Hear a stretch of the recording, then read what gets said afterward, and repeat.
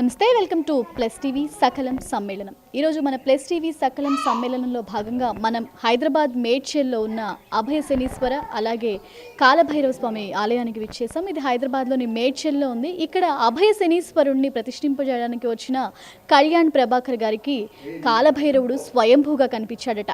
అందువల్ల ఇక్కడ కాలభైరవుడితో పాటు అభయ శనీశ్వర ఆలయం కూడా మనం దర్శనం చేసుకోవచ్చు.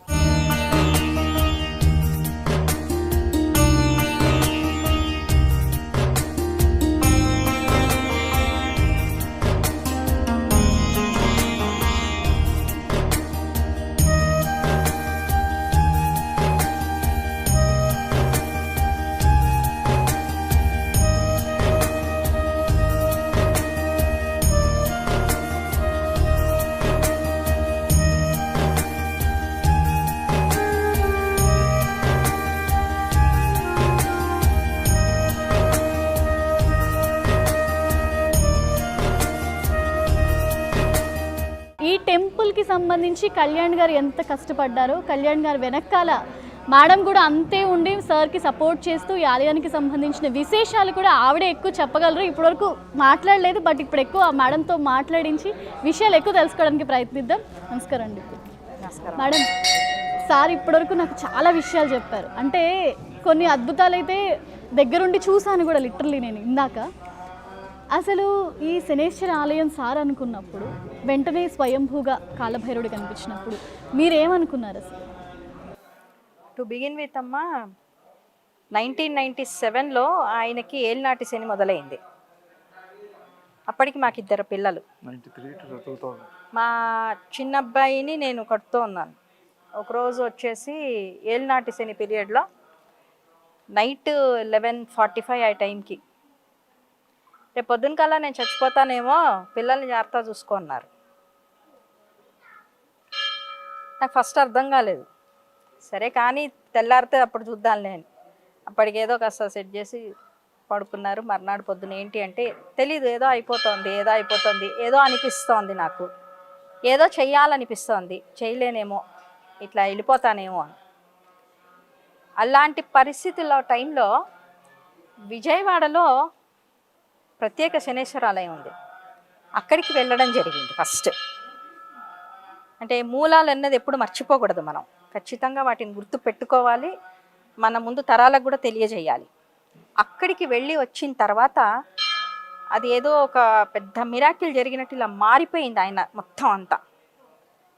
అప్పుడు ఆయన కనిపించింది, స్వామి పెడితే నిన్నే పెడతాను, నిన్నే ప్రతిష్ఠ చేస్తాను, అది ఒక కొండ ప్రాంతంలో ఎవరి దగ్గర రూపాయి తీసుకోను అని. వాస్తవానికి ఆ టైంలో తంతే రూపాయి లేదు, అలాంటి పరిస్థితుల్లో ఉన్నాం. 2 పిల్లలు, ఇంకో పిల్లాడిని కట్టుతూ ఉన్నప్పుడు నేను. కానీ ఎప్పుడైతే స్వామివారికి సరెండర్ అయిపోయాం మేము, మామూలుగా శని పట్టుకుంటాడంటారు కదా, రివర్స్లో మేము ఆయన పట్టుకున్నాం అంతే. అది ఆ తర్వాత ఇవాళ నాటికి మీరే చూస్తున్నారు ఇదంతా కూడా. ఆ సంకల్ప బలం అన్నది ఎక్కడి వరకు తీసుకొచ్చిందంటే, ఇవాళ ఎంతోమందికి ఈ ప్రదేశానికి వచ్చి స్వామివారికి పూజ చేసుకొని వెళ్తే ఎన్నో రకాలుగా ఉపశమనాలు జరుగుతున్నాయి. ప్రత్యేకంగా మా వారి విషయంలో మాత్రం స్వామివారు ఆయన మహిమ కానీ, ఆయన చూపించిన ఆ దయా కరుణ కానీ ఎనలేనిది అసలు. ఎందుకంటే చచ్చిపోతానేమో అన్న పరిస్థితి నుంచి ఒక 100 మందికి భోజనం పెట్టగలిగిన స్థితికి ఇవాళ తీసుకొచ్చారు. అందులో ఎటువంటి అనుమానము లేదు. ఆ ప్రతిష్ట కూడా ఎంత కాకతాళీయంగా జరిగిందంటే, మేము ఏదో జస్ట్ ఎవరో తెలిసిన వాళ్ళని కలవడానికి అలా వెళ్తున్నాం. 2002 జనవరి 15వ తారీఖు అనుకుంటా, కనుమ రోజు. ఆ రోజు వెళ్తుంటే ఈ కొండ ప్రదేశం అంతా కనిపించింది. తర్వాత మేము ఎంక్వైరీ చేసాము, ఎవరిది ఏంటి ఇది అంటే, అప్పుడు చెప్పారు ఇది భైరవగుట్ట అంటారు అని చెప్పి. సరే వాకపు చేయడము, తీసుకోవడము వెంటనే జరిగిపోయినాయి. ఆ తరువాత 2003 ఫిబ్రవరి 27వ తారీఖు ప్రతిష్ఠ చేశాం శనీశ్వరుడిని. తర్వాత మాకు తెలిసింది ఏంటంటే, అది చిత్రభాను నామ సంవత్సరం, గురువారం ఏకాదశి, మార్చి 1వ తారీఖు ప్రొద్దున త్రయోదశి తిథి కావున శనివారం, శని త్రయోదశి, రాత్రి మహాశివరాత్రి. సో శని త్రయోదశి మహాశివరాత్రి కలిసి వచ్చిన రోజు అన్నమాట అది. ఇంకొక విశేషం ఏంటంటే ఇక్కడ స్వయంభూగా ఉన్న ఈ మహాకాల భైరవుడు శనీశ్వరుడికి గురువు. అంటే గురువు గారు స్వయంభూవుగా వెలిసి ఉన్న ప్రదేశంలో ఆ శని భగవానుడు మమ్మల్ని ఎంచుకుని ఇక్కడ ప్రతిష్ఠ చేయించుకున్నారు మాతోటి. అందుకని ఇక్కడ ఈయన అభయ శనీశ్వరుడు. ఇప్పటి వరకు మీరు మరి భక్తులతో మాట్లాడి ఉంటారు, వాళ్ళు మీకు చెప్పి కూడా ఉంటారు ఇక్కడ వాళ్ళకి ఎన్ని రకాలుగా మిరాకిల్స్ జరిగిన, ఎన్ని మంచి జరిగింది, విశేషాలన్నీ. ఎందుకు అంటే ఒక గురువు దగ్గర శిష్యుడు ఎప్పుడు ఇలాగే ఉంటాడు. అందుకని గురువుగారి దగ్గర ఈయన ఉన్నాడు కాబట్టి ఈయన అభయశనీశ్వరుడయ్యి, ఒకటి ఏ దేవుడైనా మన కోరికలు ఎప్పుడు తీరుస్తాడు అంటే అవి జెన్యూన్గా ఉండాలి. ఒక్కళ్ళకి ఇబ్బంది కలిగించే విధంగా ఉంటే అది తాత్కాలికంగా జరుగుతుందేమో కానీ శాశ్వతంగా ఏది ఉండదు. అది ఒకటి ఉంది. ప్రతిష్ఠ చేస్తున్నప్పుడు కూడా స్వామివారి విగ్రహాన్ని, శనీశ్వరుడిని, జనరల్గా ఇట్లాంటి ప్రదేశాల్లో ప్రతిష్టలు చేస్తుంటే ఏ గురువులో ఏ పీఠాధిపతిలో వాళ్ళని తీసుకొచ్చి చేయిస్తూ ఉంటారు. అసలు అదంతా ఏం లేదు. మా వారు తూటుపల్లి శ్రీమన్నారాయణమూర్తి అని విజయవాడ అర్చకుడు, ప్రధాన అర్చకుడు, వీళ్ళే పెట్టేశారు. పెడుతున్నప్పుడు ఒకటే అనుకున్నాం, స్వామి నీ దగ్గరికి వచ్చి ఎవరైనా సరే వాళ్ళ బాధలు చెప్పుకుని నిజాయితీగా కోరుకున్న కోరికలు తీర్చమని దండం పెట్టుకున్నాం. ఇవాల్టి వరకు కూడా మా కోరిక మన్నించి ఆయన అదే విధంగా చేస్తున్నారు. శనీశ్వరుడు అంటే చాలామంది విలన్ అనో నెగిటివ్ ఇదే అంటారు, చాలా తప్పండి. శివుడు ఎంత త్వరగా ప్రీతి చెందుతాడో శని కూడా అంతే. కానీ మనం చేసిన కర్మానుసారంగా ఆయన వెళ్తూ ఉంటాడు, అది తెలుసుకోవాలి. సార్, మేడం ఇందాక నాకు ఒక విషయం చెప్పారు. అంటే ఇన్నిసార్లు నేను మీతో మాట్లాడాను, అంటే అటు మాట్లాడాను, మనం చుట్టూ తిరుగుతూ మాట్లాడాము ఇందాక, కానీ చెప్పని విషయం ఒకటి చెప్పారు.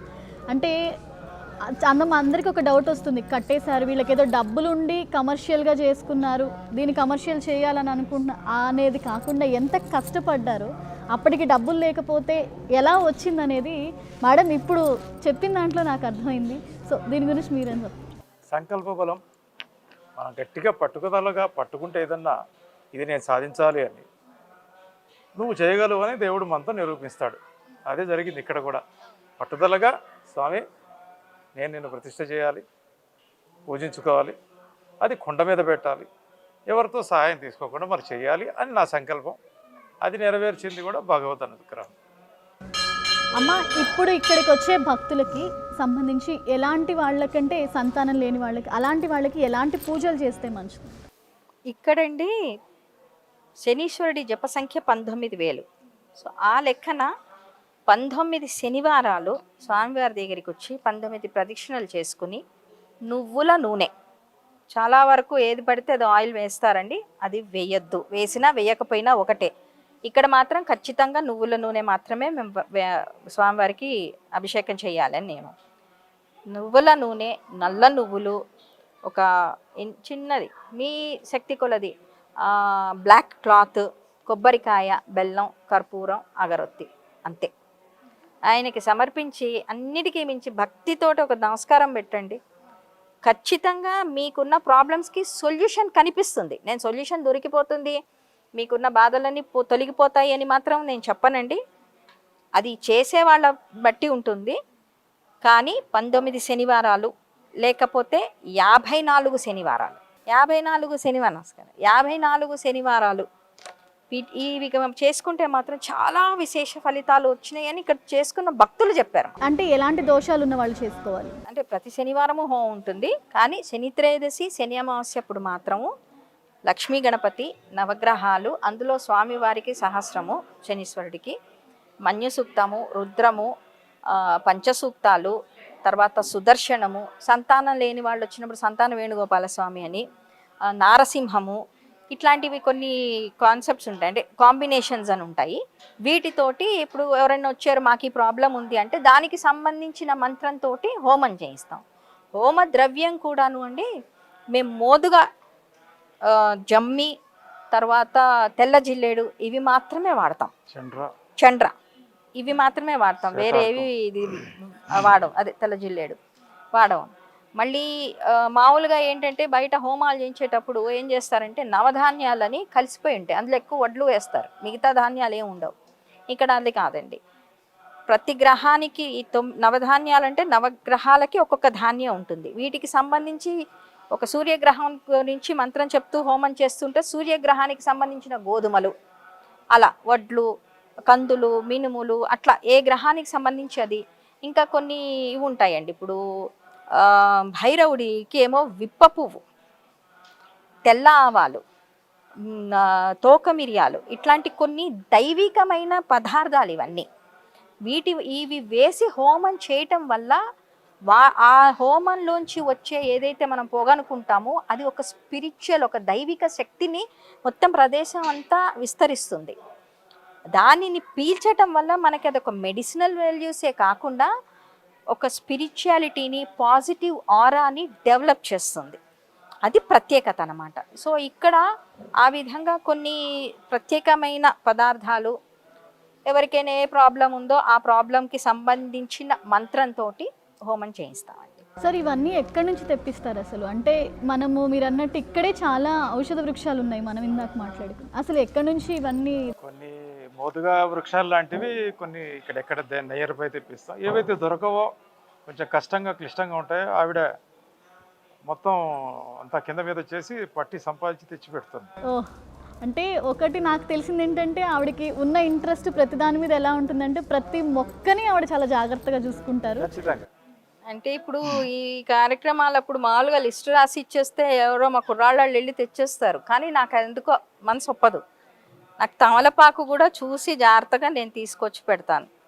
దేవుడు అవకాశం ఇచ్చాడు, దాన్ని సద్వినియోగం చేసుకోవాలి, అది నా ఉద్దేశం. కానీ ఒక సీనియర్ అడ్వకేట్ అయ్యింది ఆవిడ, మీతో పాటు పోటీ పడుతూ ఈ ప్రపంచంలో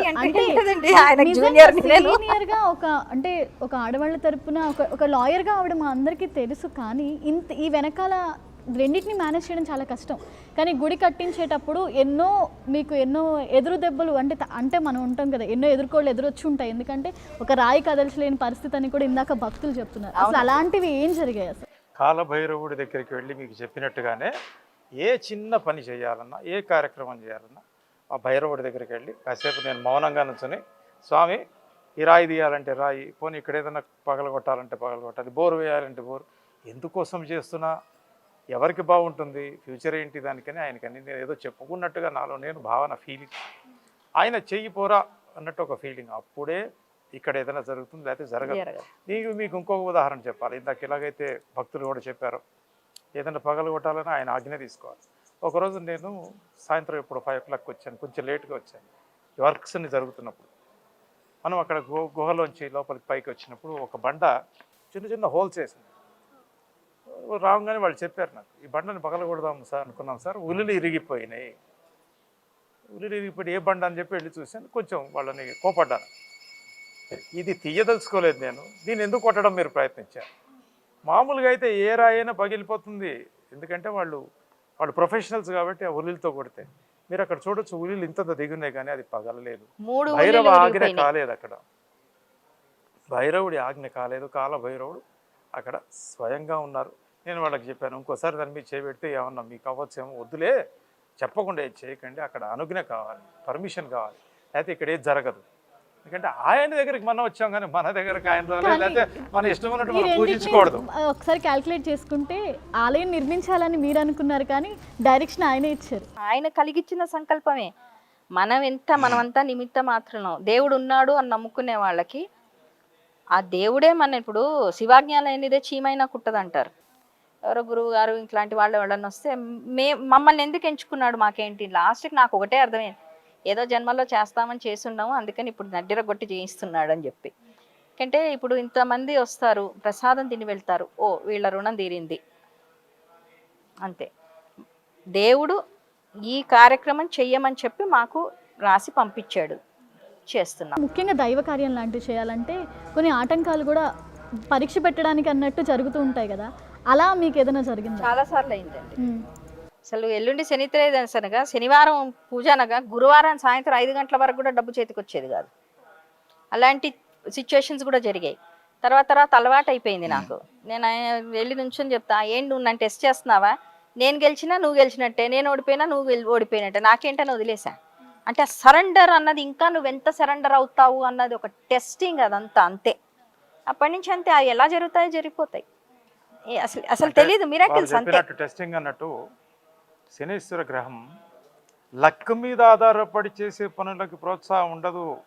ఖచ్చితంగా ఏదైతే మెరిట్ స్టూడెంట్ పాస్ అవుతాడో ఖచ్చితంగా చదువుకుని తెలుసుకున్నట్టే మీరు ఖచ్చితంగా ప్రిపేర్ అయ్యి ఇది నాకు కావాలి అని ఒక సంకల్పంతో ముందుకెళ్తే శనీశ్వరుడు ఖచ్చితంగా అనుగ్రహిస్తాడు.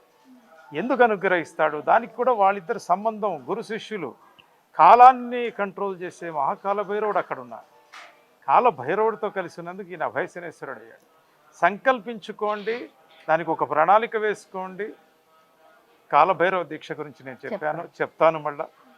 ప్రణాళిక వేసుకోండి, సంకల్పించుకోండి, మీరు చూసుకోండి ఎందుకు కాదు. చదువుకున్న స్టూడెంట్ ఎలా అయితే ఫెయిల్ కాడో మీరు సంకల్పించుకున్న దాన్ని క్యాలిక్యులేషన్ వేసుకోండి. ఇది పాజిబులా, నాట్ పాజిబులా, ఇది ఫీజబులా, నాట్ ఫీజబులా, ఇది నేను కోరచ్చా, కోరకూడదా, ఒకసారి ఫీజిబిలిటీ వేసుకోండి, ప్రయత్నించండి, 100% జరుగుతుంది.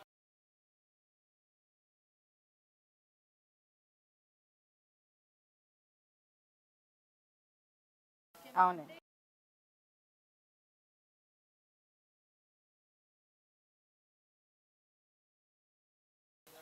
ఇప్పుడు శనీశ్వరుడికి ఇష్టమైన రంగు నలుపు, కాలభైరవుడి రంగు నలుపు. కాలభైరవుడు ఈశ్వర స్వరూపం. రుద్రాక్షతో కలిపిన ఈ రక్షాబంధన ఏదైతే ఉందో ఇది తమరు చూస్తున్నారు, రుద్రాక్షలు, ఈ నల్లతాడు, ఇది మరి నాకు తెలిసైతే ఎవరు మరి ఇప్పటిదాకా తయారు చేయించలేదు. ఇది కూడా నాకు రీసెంట్గా అనిపించిన ఒక సంకల్పం. ప్రతి వ్యక్తికి మనకు ఒక స్ఫూర్తి కావాలి, మనకు ఒక ఇన్స్పిరేషన్ కావాలి. అప్పుడప్పుడు కొన్ని చూసో లేకపోతే కొన్ని చదివో లేకపోతే కొన్ని మన దగ్గర పెట్టుకునో ఇన్స్పిరేషన్ ఫీల్ అవుతాం. భగవంతుడి శక్తి కూడా అలాగే మల్టిప్లై మన దగ్గరకు వస్తుంది. అలాంటిది భగవంతుడి దగ్గర పెట్టి కాలభైరవుడికి అష్టోత్తరం చేసి పూజించిన ఈ దేవత రుద్రాక్ష, ఈ ఏదైతే నల్ల తాడుతో మేము తయారు చేస్తాం ప్రత్యేకంగా, ఖచ్చితంగా పాజిటివిటీని ఇస్తుంది బాడీకి. అందులో రకరకాల ముఖాలు, పంచముఖి దగ్గర నుంచి త్రిముఖి దగ్గర నుంచి చాలా ముఖాలు తయారు చేస్తాం. ఎవరికి ఏది అవసరం ఉందా ఏదో ఒకటిసారి వాళ్ళు చెప్పిన దానికి కూడా అనుగుణంగా వాళ్ళకి ఇవ్వడం జరుగుతుంది. ఖచ్చితంగా మన ఆలోచన విధానం కూడా మారుతుంది. మనం ఏదైతే సంకల్పించుకుంటున్నామో ఆ విధంగా మల్టిప్లై అవుతుంది మన మైండ్లో. దీనికోసం మంచి ఉదాహరణ ఏంటంటే మంత్రాలు ఉంటాయి. ఒక్కొక్క మంత్రం అన్నీ ఒకటే రకం మంత్రాలు కాదు, మరి డిఫరెంట్ మంత్రాలు ఉంటాయి. చాలా పుస్తకాలు ఉన్నాయి, చాలా పురాణాలు. మరి మంత్రం చదివితే ఏమొస్తుందండి అంటే అదో పెద్ద టాపిక్. ఆ తర్వాత ఎప్పుడైనా మీకు వివరిస్తా. ఎందుకంటే మంత్రము, మంత్ర ఉచ్చారణ ఏ సైన్స్ కదులుతుంది దాంతో మన బాడీలో ఉన్న కానీ మన మైండ్లో కానీ ఏ న్యూరాన్స్ మీద యాక్టివేషన్ అవుతుంది, ఎందుకు ఫలిస్తాయని తర్వాత మళ్ళీ ఎప్పుడని చెప్తా. ఈ రక్ష గురించి అయితే ఖచ్చితంగా ఏం చెప్పగలనంటే ఇది మనలో బాడీలో మనం అనుకున్న పాజిటివిటీని పెంచి మనం అనుకున్న దాన్ని తప్పకుండా సాధించేదానికి తీసుకెళ్తాం. అంటే ఇప్పుడు మామూలుగా నల్లతాడు మనం దిష్టికి వాడుతూ ఉంటారండి. నల్లతాడు కట్టుకోమని చెప్పేసి, అయితే కాళ్ళకి కాటుకు పెట్టుకోండి దిష్టి కోసం. ఇప్పుడు ఈ నల్లతాడుతో పాటు ఈ రుద్రాక్ష పెట్టుకోవటం వల్ల ఆ రెండిటి కాంబినేషన్. ఇప్పుడు రుద్రాక్ష శివుడికి సంబంధించింది, కాలభైరవుడు శివుడి అంశ, కాలానికి అధిపతి. సో ఈ రెండిటి వలన కూడా ఏంటంటే ఈ నరదిష్టి కానీ నరఘోష కానీ వీటి నుంచి కొంచెం ఉపశమనం కలగడానికి నల్లతాడు. ఈ రుద్రాక్ష అన్నది శివుడి ప్రతిరూపంగా మనం ధరిస్తాం. మీరు నేను అనుకోవడం కాదు, పురాణాలు చెప్తున్నాయి రుద్రాక్ష అంటే ఏంటి, ఏది రుద్రాక్ష వల్ల ఏంటి బెనిఫిట్ అన్నది. అందుకల్ల ఈ కాంబినేషన్ ఆయన తయారు చేశారనమాట. అంటే అది సపరేట్ ఇది సపరేట్ కాకుండా రెండు కలిపి ఒకటే దీంట్లో ఇస్తే ఎలా ఉంటుంది దాన్ని. ముందర ఆయన వీటన్నిటినీ ఆయనకు ఆలోచన వచ్చిన తర్వాత తను ఫస్ట్ వాటి ప్రయోగం అనుకోండి ఇంకోటి అనుకోండి చేసుకున్న తర్వాత ఎస్ ఇది పాజిటివిటీ ఉంది దీంట్లో అని ఆయనకి 100% సాటిస్ఫాక్షన్ వస్తేనే ఏదైనా ఇక్కడ ముందర భక్తుల దగ్గర పెట్టడం. అది ఆడవాళ్ళు కూడా ధరించవచ్చు ఖచ్చితంగా. నేను అంటే రుద్రాక్ష అనేది ఎవరైనా ధరించవచ్చు అండి. అంటే ఈ రుద్రాక్ష వేసుకున్నప్పుడు మద్యము మాంసము, లేడీస్కి పీరియడ్స్ టైము, ఆ తర్వాత రాత్రి పడుకునేటప్పుడు తీసేసేయాలి. అది మెయిన్ నియమాలు, అది తప్ప ఇంకేం లేదు. ఇవన్నీ కూడాను ఒక 22 years నుంచి ఆయన చేసిన కృషి ద్వారా ఒకటి వచ్చింది. మన ఎవరో అడిగారు, మరి ఇన్నాళ్ళు ఎందుకు మీరు ఇవన్నీ పెట్టలేదు, ఇవాళే ఎందుకు పెడుతున్నారు అని అడిగారు. అది ఏది ఒకటేసారి రాదు కదండి. వాటి మీద స్టడీ చేయాలి, ఒకళ్ళకి చెప్పాలి అంటే దాని గురించి ముందు తెలుసుకోవాలి, అనుభవంలోకి రావాలి, ఆ తర్వాత చెప్పాలి. ఆయన కాన్సెప్ట్ అది. అందుకని ఇంత టైం తీసుకున్నారు. మీకు మేడం సపోర్ట్ చేయడం ఒక ఎత్తు, కానీ ఇప్పుడు హోమాల్లో అది మీ పిల్లలు కూడా ఈవెన్ పార్టిసిపేట్ చేస్తూ మీ వెనకాల అందరూ సపోర్ట్ చేస్తున్నారు. అసలు ఇదంతా కేవలం భక్తితో చేస్తున్నారు. ఆఖరికి మీ పిల్లలకి కూడా శనీశ్వరుడి మీద భక్తి తత్వం. ఉమ్.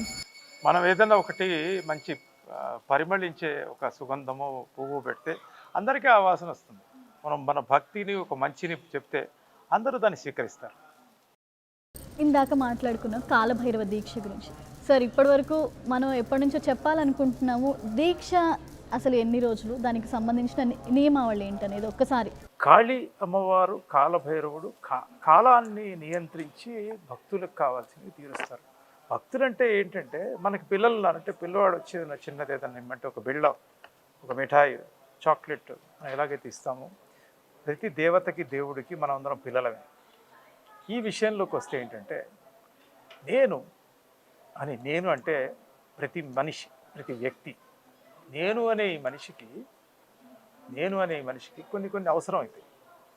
అవి మన జాతక చక్రం వేసుకుంటాం, దోష పరిహారాలు ఏమన్నా గ్రహాల కోసం ఉంటే వెళ్తాం, మాట్లాడతాం, చేయించుకుంటాం.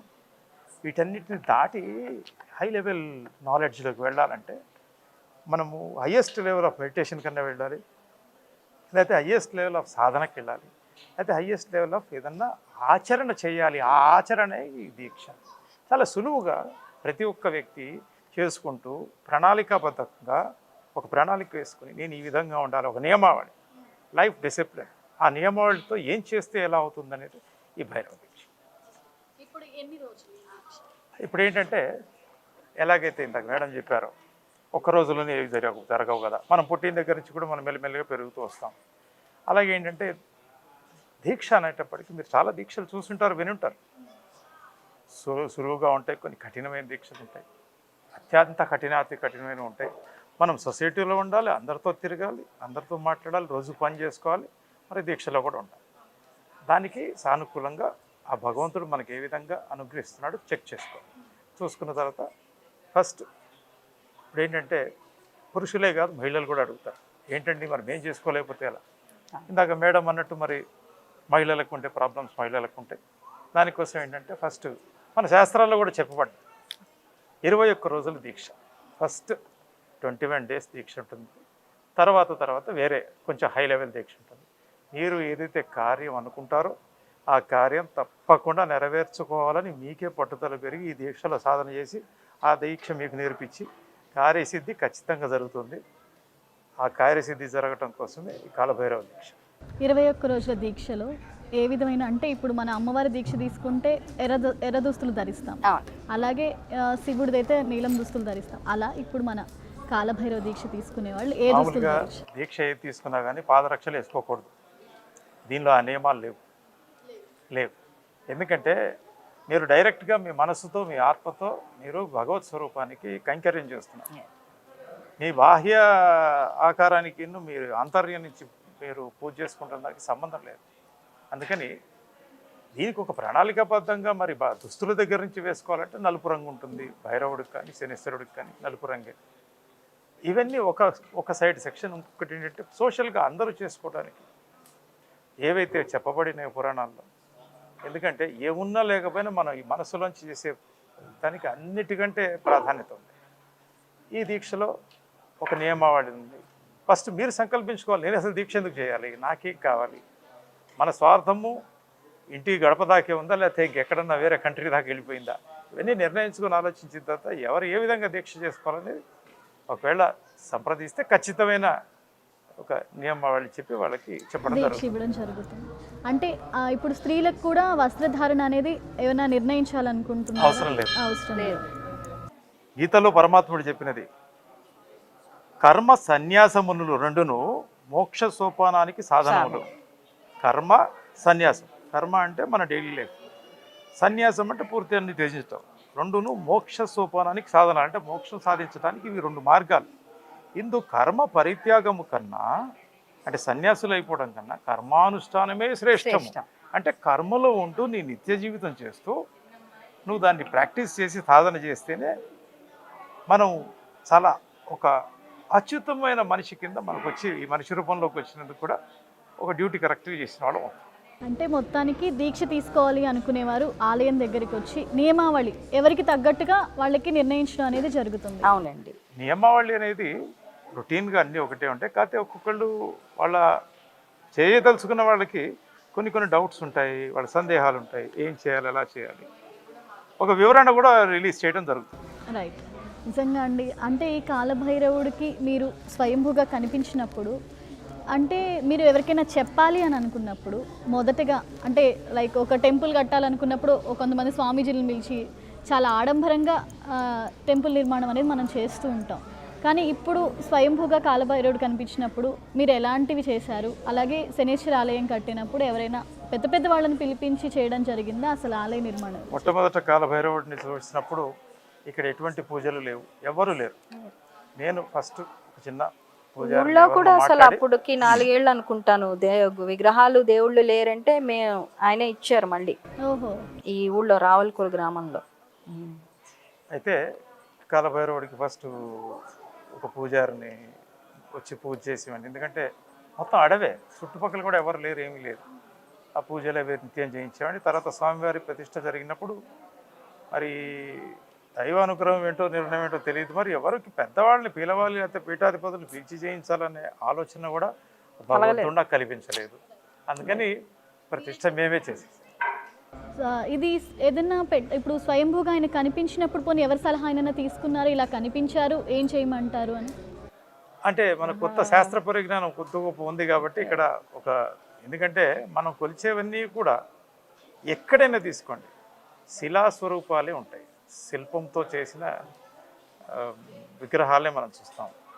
శిల్పం చేసేది ఒక పెద్ద రాయిలోంచి, దాని మీదనే ఆయన స్వయంభూగా ఉన్నారంటే ఇక అంతకంటే మనం ఎవరినో తెలుసుకుని అడిగే కన్నా అక్కడ మనని సమర్పించుకుని పూజలు చేయటం కరెక్ట్ అనిపించి అలాగే. ఇక్కడ మానసాదేవి అమ్మవారి రూపంలో, అంటే మానసాదేవి అంటే మనకి ఎలాగో విగ్రహ రూపంలో కనిపించారు కాబట్టి అసలు మానసాదేవి కూడా ఇక్కడ ఉన్నారు అనేది కొంతమంది చెప్తుంటే విన్నారు. అమ్మ దీని గురించి మీరేం చెప్తారు? మానసాదేవి నాగలోకానికి సర్పాలకి ఆవిడ హెడ్. మరి మానసాదేవి కరుణిస్తే అన్ని రకాల ప్రాబ్లమ్స్ తీరిపోతాయి, నాగదోషాలు తీరిపోతాయి, ధనప్రాప్తి, కాలసర్పయోగాలు, ఈ కాలసర్పం అవి చెప్తారు కదా, ఇన్ని కూడా దోషాలు పోతాయి. సంతానం లేని వారికి సంతానం కూడా కలుగుతుంది. చాలా మహిమలు ఉన్నాయి. ఎందుకంటే మరి ఇక్కడ ఈ అడవిలోకి నేను వచ్చాను కానీ అడవి నా దగ్గర నన్ను రమ్మని చెప్పలేదు. ఇక్కడ ప్రకృతిని అంతా ఇలాగే ఉంచేశాను. అన్ని ఇంక్లూడింగ్ కృష్ణ సర్పాలు కూడా అన్ని ఇక్కడ వాటి పని అవే, మేము చేసుకునే పని అవే. మరి వాళ్ళకి దేవతా స్వరూపం ఎవరు? మానసాదేవి. ఆవిడ ఉన్నారు. మీరు కూడా ఏ రోజైతే కనిపిస్తారో ఆ రోజు చూడొచ్చు. అది ఆ రోజు తొందరలో ఉంది. రైట్. నిజంగా అండి చాలా అదృష్టంగా భావిస్తున్నాయి ఇవాళ. అంటే ఈ టెంపుల్ ఇంకా నిజంగా నేను అంటే ఈ మాట అనొచ్చు అనకూడదు లిటరల్లీ నాకు తెలియదు, ఇంకా చాలామందికి ఈ ఆలయం ఉంది అని తెలియదు. కానీ ఇప్పుడు జనాల్లోకి ఆలయం వెళ్ళి భక్తులు కొంతమంది కోరుకుంటున్నారు ఈ ఆలయాన్ని ఇంకా మేము డెవలప్ చేస్తూ, ఇప్పటివరకు కళ్యాణ్ గారు ఆయన చేయగలిగినంత వరకు చేశారు, కానీ ఇంకా డెవలప్ చేసి భక్తజనం అనేది ఇక్కడ ఇంకా పెరిగి ఆలయం అనేది ఇంకా అందరికీ తెలియాలని కోరుకుంటున్నారు. సో మీరిద్దరూ ఆ విషయంలో కూడా ఇప్పటివరకు ఎంత చేశారో ఆ విషయంలో కూడా కృషి చేస్తారని మనస్ఫూర్తిగా కోరుకుంటున్నాం. అంటే నేను చెప్తే కళ్యాణ్ సార్ చెప్పేంత పెద్దదాన్ని కాదు, కానీ భక్తులందరూ నాకు ఇందాక నుంచి నా చెవులో అంటున్నది ఒకటి ఇంకా డెవలప్ అవ్వాలి మేడం. ఇప్పటికే చాలా చేశారు వాళ్ళిద్దరూ, కాని పనిని కూడా అయ్యి చూపించారు. సో మేము ఇంకా దైవానుగ్రహం మనకు తెలియదు, ఎందుకంటే చేద్దాం. అందరూ మీలాంటి భక్తులు ఎవరైతే వచ్చి, మీలాంటి వాళ్ళు ఎవరైతే వచ్చి ఇక్కడ దండం పెట్టుకుంటే అదే మాకు శక్తి ఇస్తుందేమో, చూద్దాం తప్పకుండా. మామూలుగా మన పిల్లలు ఏదైనా గొప్ప పని చేసి మనకు వచ్చి చెప్తే ఫస్ట్ క్లాస్ వచ్చారు ఇంకోటి మనకి ఎంత ఆనందం వస్తుంది. అదేవిధంగా ఇక్కడికి వచ్చి ఇక్కడ మేము ఇట్లా దండం పెట్టుకొని వెళ్ళాం, అట్లా పూజ చేసుకొని వెళ్ళాం, మాకు ఈ పని అయింది, ఇదిగో మాకు సంతానం కలిగింది, మా ప్రాబ్లం సాల్వ్ అని చెప్తే మాకు అదేదో చాలా ఎంత ఆనందం ఇచ్చేదంటే రేపు చేద్దాంలే అన్నది కాదు ఇప్పుడు చేసేయాలి అన్నంత ఒక పాజిటివిటీ అన్నది రోజు రోజుకి డెవలప్ అవుతోంది. ఆ దేవుడు మరి ఇంకా ఎంతవరకు మాతో చేయించుకోవాలనుకుంటున్నాడో చూడాలి. తెలుస్తుంది ఇద్దరు ఇంత బిజీ లైఫ్ని ఒక పక్క లీడ్ చేస్తూ టెంపుల్ విషయంలో ఎంత శ్రద్ధ వహిస్తున్నారు అనేది, మీరు చేసే ఏర్పాట్లైనా ఇప్పటివరకు జరిగిన కార్యక్రమాలైనా అన్నీ చూస్తుంటే. మీరు ఇందాక మాట అన్నారు, ఇప్పుడు ఆయన భార్యగా నాకు ఉంది కాబట్టి చేసాం. ఇప్పుడు నా పిల్లలు, నా 3 పిల్లలకి వాళ్ళకి ఉంది. అలాగే నా కోడళ్ళు నా అల్లుడు ఆ దేవుడు అలా పంపించాడేమో, మరి ఆయనకు కావాల్సిన వాళ్ళని ఆయన ఎన్నుకుని చేశాడేమో. ఆ స్వామివారి సేవలో మొత్తం అందరూ ఉన్నారు. ఇది ఇలాగే కంటిన్యూ అవ్వాలని కూడా నేను కోరుకుంటున్నాను. మా కోరికలు భక్తులుగా మేము కోరుకుంటున్నాం. మా కోరికలన్నీ తీర్చడానికి అటు శనేశ్వరుణ్ణి ఇటు అలాగే ఖచ్చితంగా మీరు కోరుకోండి. మేము ఖచ్చితంగా తీర్చలేకపోయినా భగవంతుడికి వినిపించుకుంటాం మీ కోరిక తీరాలని. రైట్, థ్యాంక్ యూ అండి ఇద్దరికి. థ్యాంక్ యూ పవని గారు, థ్యాంక్ యూ కళ్యాణ్ గారు. సో చూసాం కదండి ఇక్కడ ఆలయానికి సంబంధించి డెవలప్మెంట్స్లో వాళ్ళ కృషి ఎంత ఉందో, అలాగే ఫర్దర్గా కూడా దీన్ని ఇంకా అంటే డెవలప్ చేయాలి, భక్తులు ఇంకా కోరుకుంటున్నారు ఆలయానికి సంబంధించిన పూజా కార్యక్రమాలైనా ఏవైనా. సో వాళ్ళిద్దరూ ఇప్పటివరకు వాళ్ళ సాయశక్తిలా ప్రయత్నించారు. అలాగే ఆ దేవుడు అనుగ్రహం ఉంటే ఇంకా చేస్తామంటూ కూడా ఇద్దరు చాలా చక్కగా చెప్పారు. ఇది వాళ్ళ మన ఆలయ దర్శనంలో ప్రత్యేక కార్యక్రమం. చూస్తూనే ఉండండి ప్లస్ టీవీ.